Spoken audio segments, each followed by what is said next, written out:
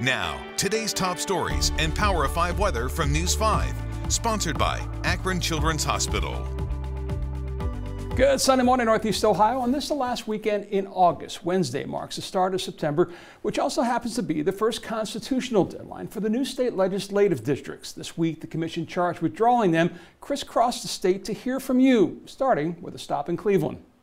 Ohio's oddly drawn legislative districts have been called many things over the last decade. Peter Petto of Bay Village adds this. These maps have been a gruesome tattoo on our body politic over the last 10 years. The retired high school teacher among the hundred or so who showed up this day for the first of the required public hearings being held across the state by the Ohio Redistricting Commission. The 7-member panel charged with drawing the new state district boundaries under voter-approved constitutional changes that Catherine LaCroix of the League of Women Voters reminded the panel of at the hearing had very strong support. 75% of Ohio voters spoke in 2018, 70% in 2015.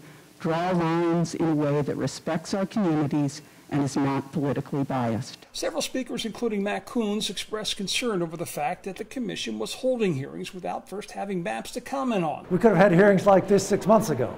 Absent those maps, the plea was to be fair. Gerrymandered districts discourage voter participation, and some argued leave the public with elected officials who are unresponsive to the voters who elected them. They're unresponsive because they are so confident of re-election. That's why election law professor Brian Glassman encouraged this commission of elected leaders to do what may be difficult for some, set politics aside. I urge the Ohio Redistricting Commission to seize this historic opportunity to draw voting districts that are free of gerrymandering and thus give better candidates and better ideas a chance to flourish. Did it resonate with the panel? Carmen Butler says we'll find out next week. We're being heard, but I don't know if we're going to get what we need.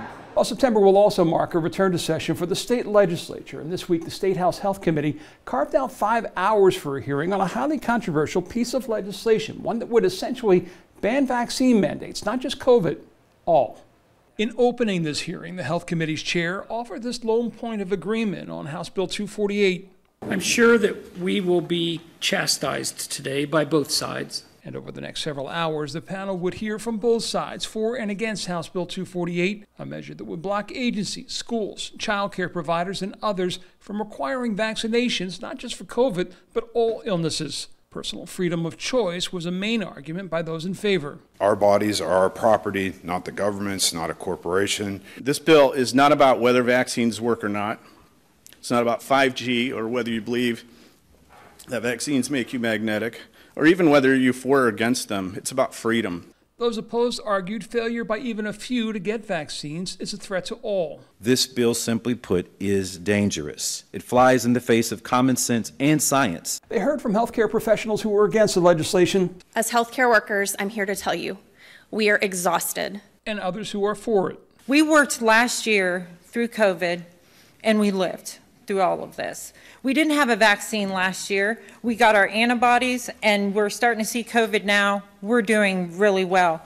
The longest testimony was reserved for pediatric infectious disease specialist Dr. Michael Brady, who argued this bill could reverse decades of gains against other illnesses. Polio, tetanus, diphtheria, measles, rubella, congenital rubella, mumps, hepatitis A, and amoxicillin influenza B meningitis have been reduced by 99% or more since pre-vaccine levels. I fear that passage of Bill 248 will result in a resurgence of these life-affecting diseases.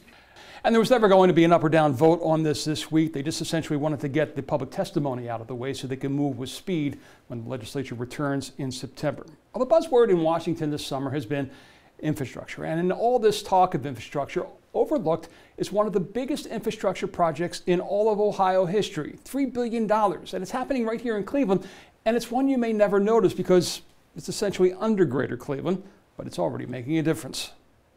Below the west side of Cleveland, construction continues on the westerly storage tunnel stretching 2 miles under Tremont in Ohio City. When it opens in 2023, it will keep 330 million gallons of untreated water and sewage from being dumped into the Cuyahoga River each year. It's part of Project Clean Lake, a 25-year, $3 billion project to create 7 massive storage tunnels under Greater Cleveland that will hold millions of gallons of water and sewage. that in Cleveland travel in the same pipes from our homes to the water treatment plant. Normally in dry weather conditions it's fine because all of those flows make their way to the wastewater treatment plant. However, when you have heavy rains, the pipes just aren't big enough and the plants don't have the capacity to handle the extra flows. So these tunnels will allow for the combined sewer and water to be stored until after a storm, when it can be pumped out and treated instead of being released into the lake or Cuyahoga River untreated. It's a project we've been highlighting over the years. Back in the early 70s, a good 9 billion gallons of untreated water would flow through century-old tunnels like these directly out into the lake. Now, over the last 4 decades, they've been able to cut that down to about 4 billion. The goal eventually, get it down to under 500 million. This, the Doane Valley Storage Tunnel, is the third to go online, activated just last month. When you take those 3 tunnels in combination, we're able to capture 1.5 billion gallons of combined sewer overflow from the environment on an annual basis.